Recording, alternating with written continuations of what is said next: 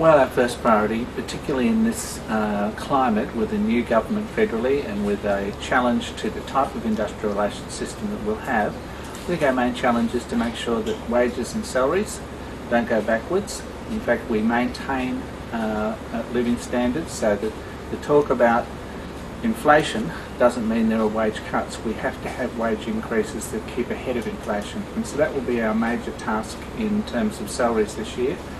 Also trying to secure better conditions for teachers and support staff throughout the various sectors that we're dealing with, and concluding some of the agreements that we haven't yet reached with independent schools that have come into the federal system. So they're the major industrial priorities for 2008. We're very happy that we have the education revolution and coming to us. We of course support the extra funding that the new government has promised for education. We're pleased to see that it's coming and that it has the flexibility to be used not just for computers, but also to provide the infrastructure in schools that's needed to run the computers, and also that it can be used to actually develop teachers' skills in how you can use computers to support real teaching and learning. So we're very pleased that revolution is on our doorstep. At the same time, computers are not the only thing about education, and we hope that the new government will also support the other elements that we've been interested in, which is better conditions and wages for our teachers and recognition of teachers' skills, support for teachers and their important place in the future of this country. We're very pleased to see the statements that have come out to support that view. And of course there's still the national curriculum debate, which was begun under the previous government, and will continue. We'll be keen to keep a careful watch on the developments there, and to make sure again that teachers' voices are heard when there's talk of curriculum. It's always worrying when experts and people who are not practitioners get involved in developing curriculum to the exclusion of the teacher in the classroom. So we'll be making sure that, or we'll be trying to make sure that teachers are part of that discussion and part of those any new developments in those areas.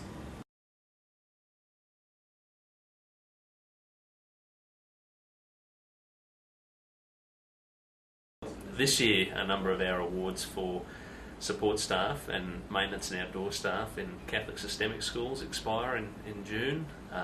So we'll be working towards creating replacement awards or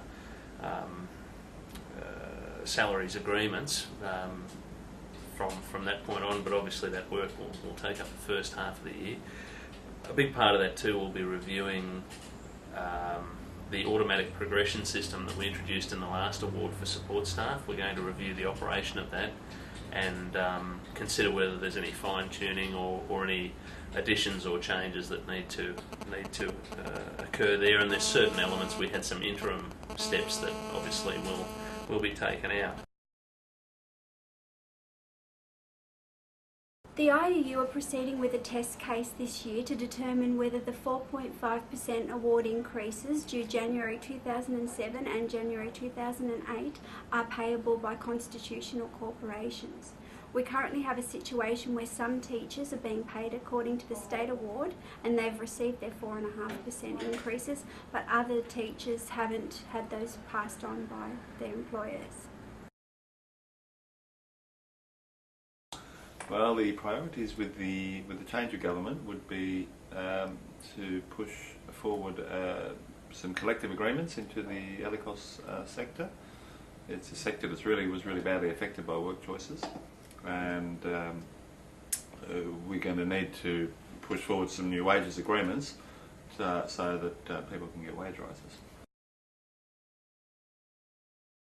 The thing that members can do to really help things move along is to push membership in the ELICOS colleges. Our membership in ELICOS is not as strong as it is in some other sectors, and we as a union have much more clout if we're going into a centre where we have 70 or 80% membership. The DOCS regulations are up for review this year, and the IEU will be advocating for a ratio of 1 carer for every 4 0 to 2-year-olds in childcare centres, and will also be supporting the continued mandatory employment of degree qualified early childhood teachers in centres licensed for 30 or more children. You don't achieve anything just by asking for it, no matter how good your arguments are. I think there are times when you have to back that up. And you have to be prepared to show employers that you are serious about the campaigns that the union runs, and that will, from time to time, mean taking industrial action. And we do think there will be the need for us to consider stop work and possibly strike action this year if we don't get any movement in relation to salaries in the Catholic sector, which is up this year. The government's put forward a proposal for government school teachers which is below the inflation rate. In fact, it's a wage cut. So we do have to be mindful of that, and we have to be prepared to take whatever action is necessary to secure a just outcome. Feedback has been great. Teachers have said they wouldn't have continued with the process. Quite a few teachers were going to pull out because it is quite a lot of work, but we've been able to support them. And all of the teachers that we were supporting in New South Wales got through, passed, got the big tick, so they're all very happy. It's not enough to change governments at a federal or state level.